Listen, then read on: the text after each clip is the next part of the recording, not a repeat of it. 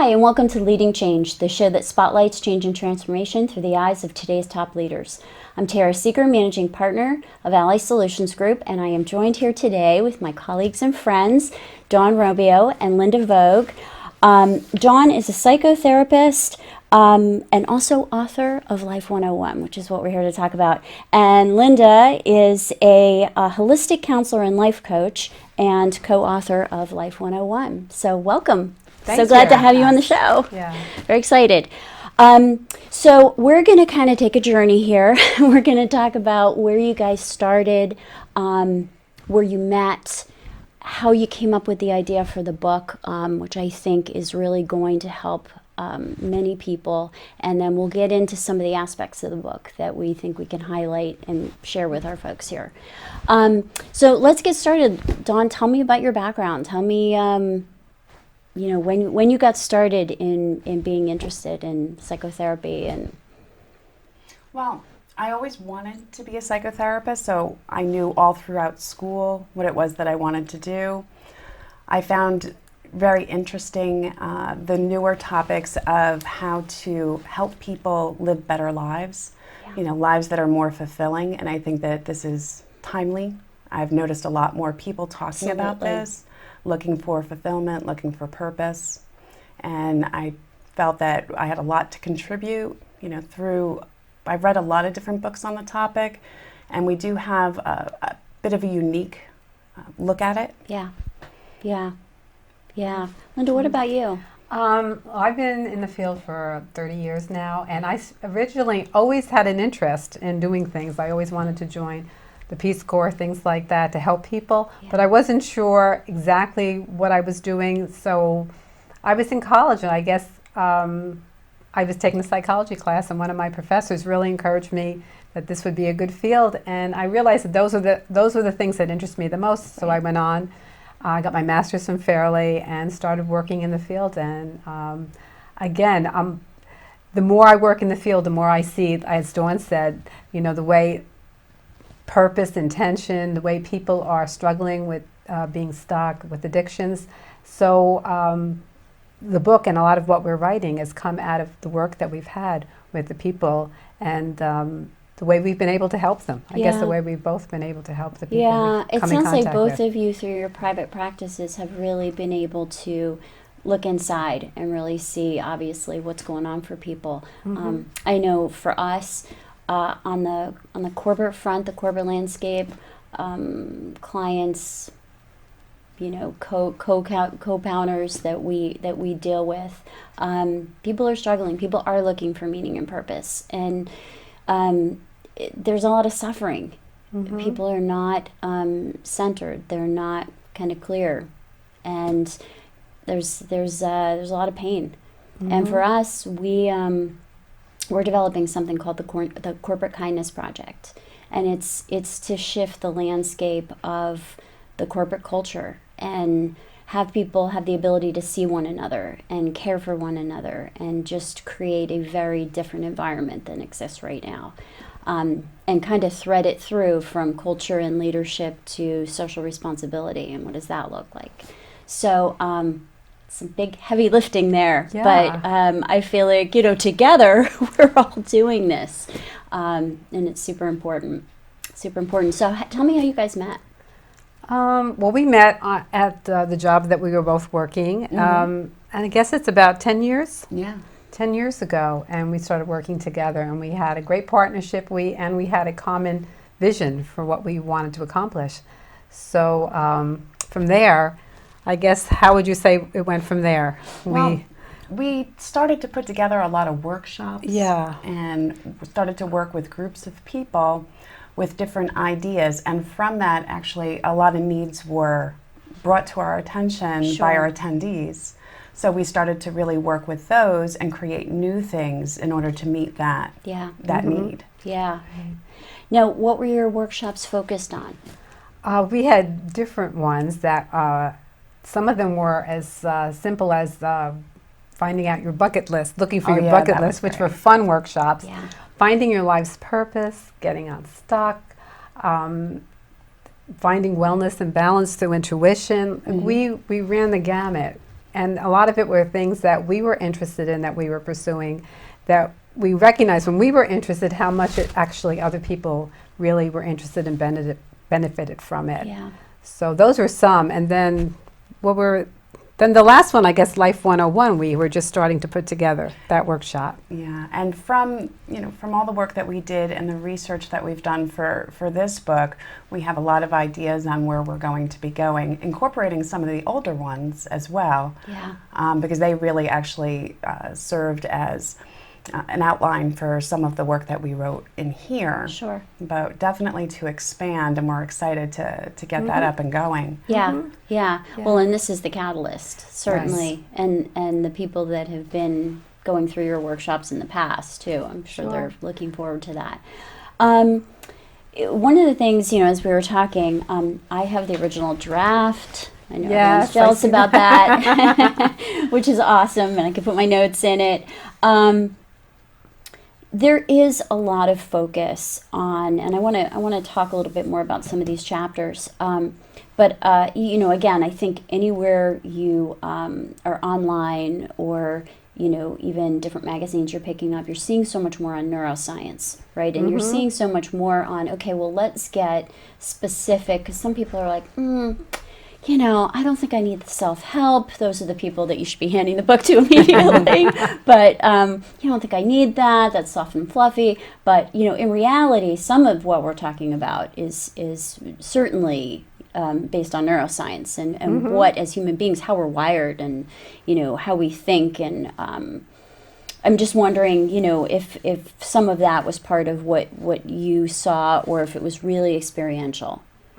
In terms of, you're doing research for the book. And well, actually, we both have a lot of interest in neuroscience. So some of the concepts that we do write about come from there. Sure. Different ways to work with the brain and helping yourself change. A lot of people will say things like, it's too hard to change, it's overwhelming, I can't change, I'm too old, I've done this for too long. And that's simply not true. Right. We learned very much we learned that people can change. And a lot of what it is it's beginning with identifying what the change is, identifying the consequences of not changing, and then building a plan. Yeah. Right. Sometimes it becomes overwhelming because you haven't broken it down step by step, which is what we do. Yeah, absolutely. I know that even so we're a change management firm, so I I love what you're talking about, because it is, for many people, it's overwhelming when you look at the whole, I have to jump from A to Z. I can't possibly get there in one jump. Right. One of the things, I think in relation to that, a lot of times people will say, I do want to change and I do want to, I want to accomplish this. But on the other side, there's a fear-based side that's saying, I'm afraid it can't happen. Yes. I'm afraid what it's going to be like if I, leave this job, lose this relationship. So even though they're sending out one intention one way, on the other hand, they have this other piece of them that is really stopping them. And that's where they get, so they don't understand, why is it if I do want it, it's not happening? Right. So what we try to do in the book is really help them understand a little bit about themselves, so they understand the fear response and how it works with them. Yeah, I love that, and I think that's so critical. 2 days ago, I think I was mentioning, I was at this conference and I saw Brene Brown speak. And oh, wow. Yeah, she did obviously so much research on shame and vulnerability, and she was talking about how it's even interesting that in moments of great joy, we're riddled with fear, because when we experience joy, whether it's with our children or special relationships, special circumstances, we're immediately thinking in the back of our head, this could all go away. And so to be able to break it down and really understand, right, how we're thinking about things, because our thoughts are everything. That's it's really interesting. And when you go through some of these exercises, and I'm certain this is part of your workshops, you see it show up, and you go, okay, I do that. I do that. So it's really, really interesting. I love that in relation to what we're talking about, you start with fear. Absolutely. Yeah. A lot of times that's what's behind many things. One of the things that we do talk about are the use of certain words, like can't. Yeah. A lot of times we try and encourage people to go from can't to won't. Yeah. Because a lot of the time when people are saying, I can't change, I'm too old, whatever it is, the reason behind it, it's really they won't, because the fear being, if I put myself out there, if I put forth this type of effort and it doesn't work, it's going to be horrible. Right. So there's a lot of that projection that if I don't do something and I say I can't do it, then at least I'm not losing anything. Right. Which is not exactly true, right? Because you're losing out on what could have been. Yeah. And that's one of the things that we talk about is that postponed life. Yeah. You know, that I'm going to do, Right. when I'm going to do this when, or I'm going to feel better when, when I retire, when I get that new job, when I'm in Right. that relationship. Right. And, as we discuss, it's, if you wait, you may not ever have that time. Yeah. So that's one of the things that we encourage is, no matter where you are, this is a good time to start. Yeah. Right. So you get people centered in the present. Right. And one of the ways we do that, Tara, is through the writing exercises that you mentioned, really being able to reflect. I mean, because when you're writing, all the negativity can come out, all of the different fears can come out, and you can see them. Yeah. As opposed to having thoughts run through your head that you Right. just disregard. Right. You write it out, you look at it carefully, and you reflect, because most people don't have the time anymore to reflect on very much of anything in their lives. No. So that's that's an important element in I feel in our book, is the Yeah. reflection exercises. Yeah, and it's almost a safe way of getting some of that out, and then you can decide what to do with it, right? Right. I mean, because it becomes a little more tangible. Sure. Yeah, I think we're all faced with so much that it's just a constant cycle of things running around in our brains. So tell me a little bit about what it was like to write this book. We talked about the fact that it didn't happen overnight. Right. What was the catalyst to say, okay, we want to do this, and how did you guys go about doing it?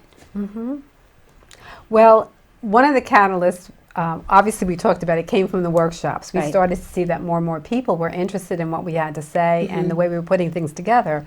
So originally we said, why don't we write some kind of a small ebook and put that out there with a lot of this information. Sure. But as we were doing it, it was taking form into, something so much more. Right. That we said, no, we can do this. We can write this in a real book. Yeah. We have a lot to say.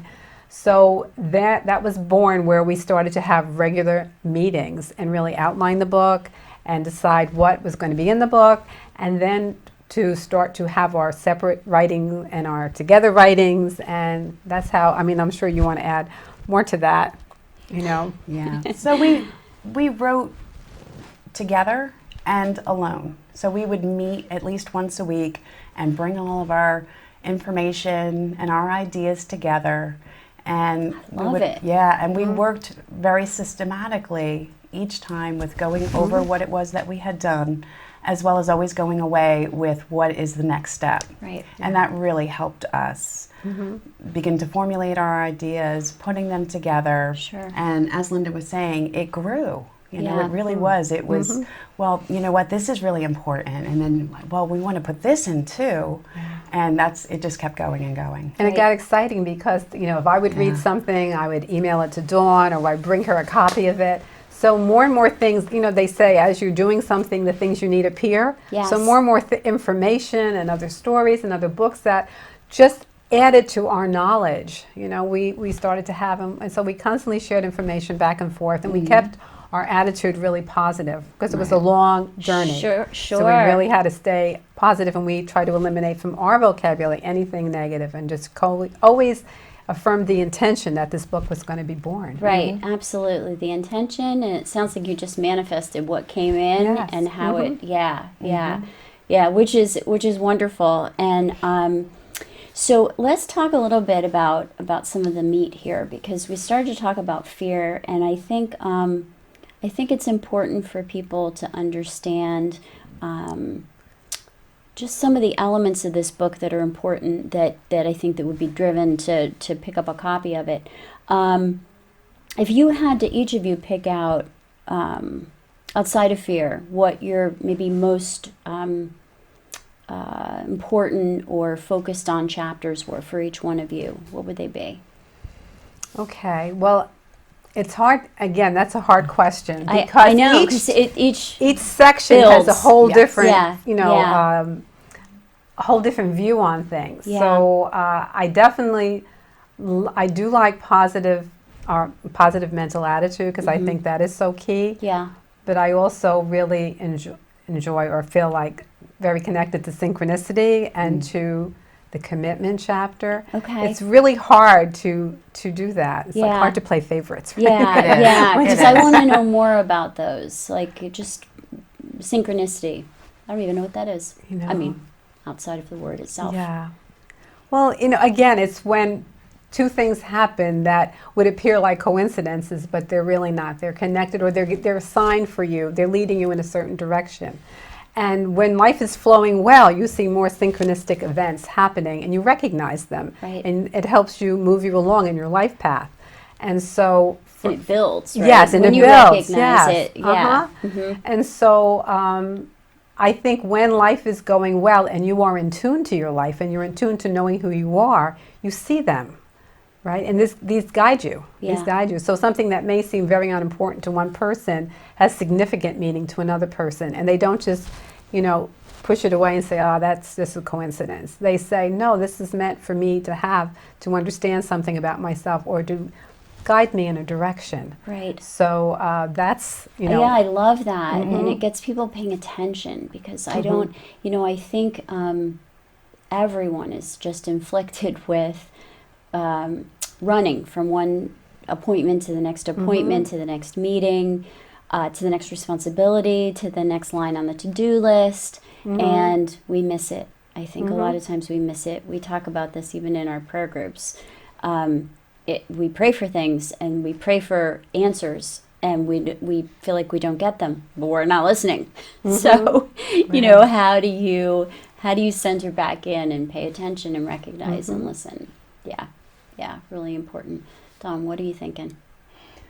I know it's a tough question. It is a very tough question. Yeah, and I would love to have the time actually to go through in each and every one of these because I can absolutely see how critical it is. For me, I would say the beliefs chapter was very important. I think it's going to be very important for people to read. Yeah.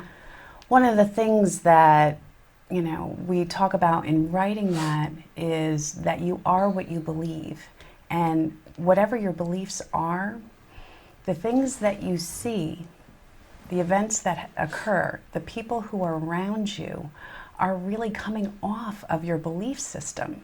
Yeah. So if you have beliefs that are negative about yourself, you're going to have a lot of negative experiences as a result of that. Sure. Right?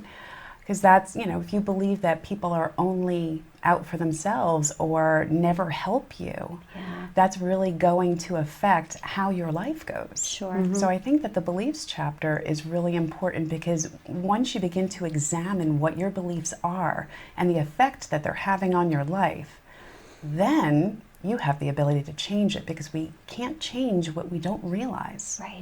Right. Right. So important. I don't think if you're not thinking that way, you're just in autopilot and you're not recognizing. Even with my 13-year-old, because he uses the can't word all the time, and I say, well, then you're right. Right. And I love the way they start their announcements. Is school? They say, "Have a great day" or not. The choice is yours. Oh, that's fabulous. Yeah. Yeah. So, and he goes, yeah. But then I try and show him where those things show up. So he'll be standing in the kitchen. I can't find the peanut butter. Yeah, no, you've been standing there for a long time.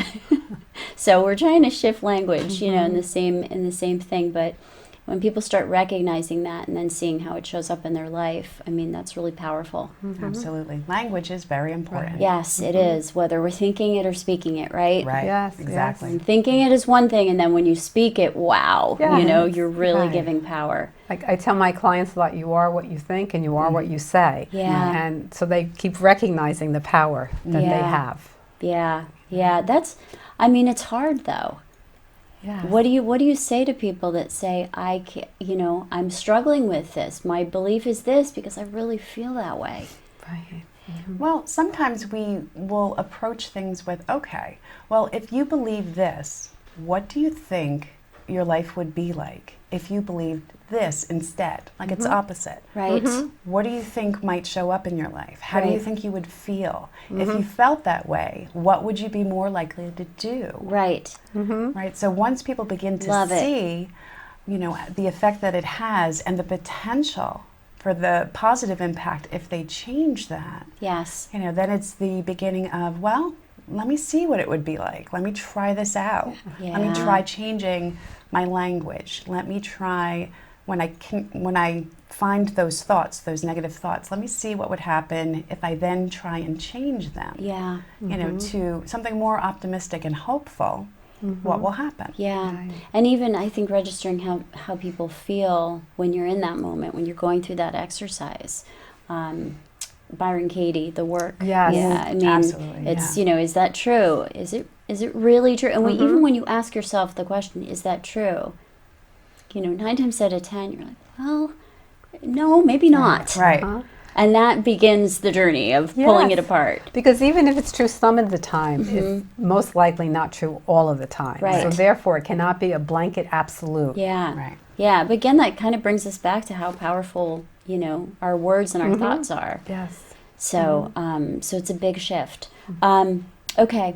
One more for both of you. All One right. more Chapter? chapter. One more chapter, one more critical piece, because I feel like we're giving people some meat to say, I need that. All right, I have one. Okay. Since we've been referencing distractions, we have a chapter on distractions that really is about identifying what your distractions are, and then we talk a lot about what the impact those distractions have on you on a day-to-day basis, and then certainly what it has on you with your ability to set goals and carry things out. Okay.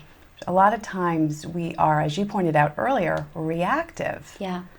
So instead of building a life and then, creating our goal and putting everything else around it, our goals, wind up to be things that are afterthoughts. Yes. Things that we're going to get to if we can. Right. So one of the things that we do talk about, especially in distractions, is really rearranging that. Yeah. Put what you want in front of you first, and then figure out how everything else factors in, as Yeah. opposed to the other way around. Yeah. Yeah, I think that's super powerful, and vision boarding and doing things like that where you Right. start to, you say, this is it, I see it. Okay, it doesn't have to be that color or what have you, but really focusing, because that comes back to the power of what we're focusing on, right? And I like the structural part of let's pull this apart and rearrange it and organize it differently, and now let's put out there what's most important. Yeah. Yeah. Because we also in that chapter we talk about multitasking and how that's a myth that you can really do multitasking successfully, because actually your brain is not geared to doing two things effectively and really Absolutely. successfully. People Absolutely. don't understand that, and they lessen their energy and their power. Yeah. And they're on their cell phone. They're doing this. They're trying to do 3 or 4 things, and we actually have exercises in there where we have them look at that. Look at their lives and see how many things are happening at the same time. Right. Even if we look at a calendar, we suggest that look at a calendar and in 30 days put down how many things you're actually doing for yourself that are for you as opposed to everybody else, just to give you some awareness. Self-care, right? Absolutely. Still working on that Yeah, one, but well, I we like all that are, yes. exercise. I need Yeah. to get back in here. I like that because I think that I think you see it, and then you have to really work to make you a priority. Yeah. Really important. It's so funny about the multitasking and the being present piece, which I think is so important. And we're looking at that even in the corporate world, where people are either on calls and they're on their phone and they bring their laptop to a meeting. So I want you to picture your laptop open, phone next to them, on both of those things while someone is standing right before them presenting. Yeah. So how much, right, is being absorbed of that? Right. And Not very it's much. no, Right. no. And then, by the way, they're expected to take that and either impart the knowledge from that presentation to others and or make decisions based on that. Right. So, and we're wondering why people are kind of, stuck and struggling. I mean, that's really complicated to maneuver that. Yeah. And overwhelmed. Overwhelmed. Definitely. Yeah. That's one of the themes that we've noticed a lot with people over the years. People coming in who are more and more overwhelmed and less satisfied with their life. Sure. So even though they have more, they're not feeling better. It's about doing one more thing, and it's not leading to a sense of satisfaction. Yeah. you Yeah. know, feeling fulfilled. Yeah, yeah, absolutely. And realizing that there's some power in managing the expectations on our lives. And a lot of people, and again, especially I go to in the business world, they're like, well, I'm told that this is what I have to do, but there is such freedom to know that accountability, you can say, well, this is actually what I can do, and this is what is reasonable for me. And so we kind of help people pull some of those pieces apart and put a voice to it, which empowers them. But if they're living in a whole microcosm that maybe doesn't support that, so how do we get to that? Big work. Yeah. Big work that we're doing. So tell me a little bit about how people can get in touch with you, where to contact you, where they can find more information, and most importantly, how they get their hands on Life 101. Okay, well, people can visit our website. So mine is www.dawnromeo.com. Okay. Also, the book has a website, www.life101guide.com. Okay, and it's perfect. available on Amazon and Barnes & Noble. Okay. Okay. Wonderful. Wonderful. And because I think a guide to your personal evolution, that's the key right there. So, Absolutely. okay. Great. Linda, is Yes, there a and the personal? same thing, www.lindavogue.com. Okay. All right. And same thing, we're on the book site, right? www.lifeguide. Life 101 Guide, right? 101 Right. Guide. Right. Well, I'll tell you what, I'm getting a copy of this and I'm going to be reading it page by page. I'm recommending to everyone pick up a copy of this and start to shift your life. Ladies, thank you so much for joining Thank me you, today. Tara. It was very Appreciate nice. it. Thanks Thank you. everyone for joining us.